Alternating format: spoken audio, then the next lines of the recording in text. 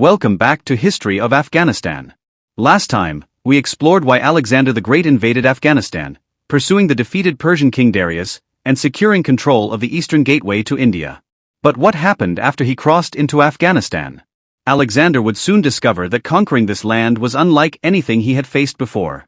Today, we uncover his brutal campaigns in Bactria and beyond, and the fierce resistance that nearly broke the world's greatest conqueror. After King Darius was betrayed and killed by his own satrap, Bessus, Alexander had two missions. 1. Punish Bessus for treason. 2. And bring the rebellious eastern provinces, especially Bactria, under control. Crossing the Hindu Kush mountains, Alexander and his army entered what is now northern Afghanistan. The terrain was treacherous. Narrow passes, snow-covered cliffs, and frigid winds slowed their advance. Many soldiers fell to frostbite and exhaustion. Supplies ran dangerously low. But Alexander pressed on. Unlike the open field battles of Greece or Persia, Afghanistan presented a new kind of war, guerrilla warfare. Tribes like the Bactrians, Aryans, Sogdians, and others refused to face Alexander directly. Instead, they used the mountains to their advantage, attacking from high ground, ambushing supply lines, then vanishing into the terrain. The Bactrian commander Spitamenes became one of Alexander's fiercest opponents. In 329 BCE, Spitamenes led a rebellion in Sogdiana, modern-day North Afghanistan/Uzbekistan, ambushing Macedonian garrisons and destroying entire units.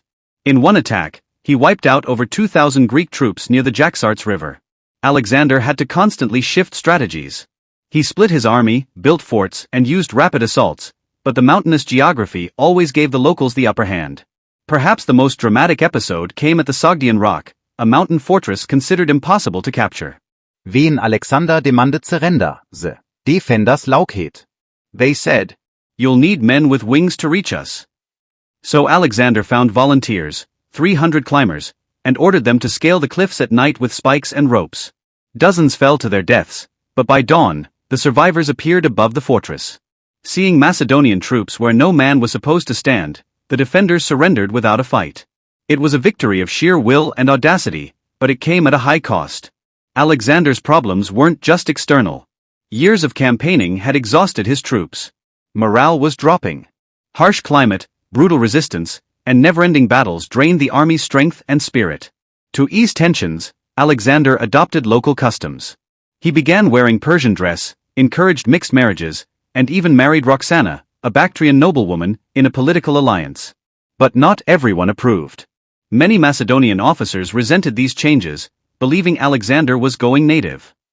Tensions escalated into mutiny, and in one infamous incident, Alexander murdered his close companion Clitus the Black in a drunken rage, after an argument over his leadership and eastern policies. Alexander founded cities like Alexandria Arachosia, modern Kandahar, and Alexandria Eskate, the furthest Alexandria, in Sogdiana. These were meant to secure Greek influence, serve as military outposts, and promote trade. But despite these efforts, Afghanistan remained unstable. Rebellions kept flaring up. Loyalty was temporary. Conquest did not mean control. Even after capturing Bessus and executing him, Alexander stayed in the region for nearly 3 years, longer than anywhere else in his empire. Why? Because Afghanistan simply refused to be conquered. Alexander won battles. He captured cities. He married into Afghan nobility. But he never fully tamed the land. The resistance in Bactria and Sogdiana slowed him down, drained his forces, and tested his rule. By the time he left for India, his army was worn out, mentally, physically, and spiritually. Afghanistan didn't defeat Alexander. But it left a mark on him that no battlefield in Greece, Egypt, or Persia ever could. Thanks for watching History of Afghanistan. If you enjoyed this deep dive into Alexander's campaigns, don't forget to like, subscribe, and leave a comment with your thoughts. Next up, Alexander and Roxana, politics, power, and love in ancient Bactria. We'll explore how a royal marriage tried to unite two worlds, and whether it succeeded. See you in the next chapter.